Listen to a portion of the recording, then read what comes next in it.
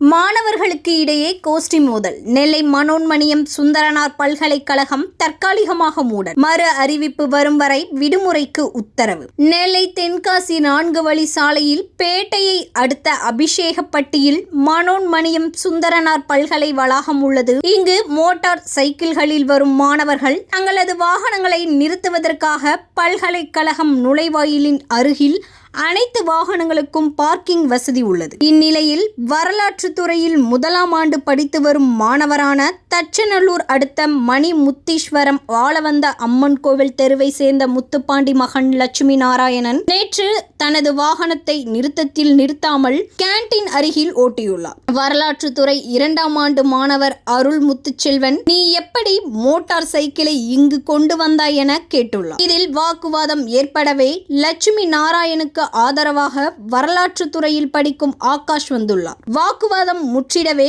லட்சுமி நாராயணன் அருள்முத்து செல்வன் இடையே மோதல் ஏற்பட்டது. தொடர்ந்து அவர்கள் இரு கோஷ்டிகளாக பிரிந்து இரு தரப்பினரும் மோதிக்கொண்டனர். இதில் லட்சுமி நாராயணன் அருள் முத்துசெல்வன் ஆகியோர் காயமடைந்த நிலையில் இருவரும் அரசு மருத்துவமனையில் அனுமதிக்கப்பட்டுள்ளனர். சம்பவம் குறித்து பேட்டை போலீசார் வழக்கு பதிவு செய்து கோஷ்டி மோதலில் ஈடுபட்டதாக 3 பேரை பிடித்து விசாரித்து வருகின்றனர்.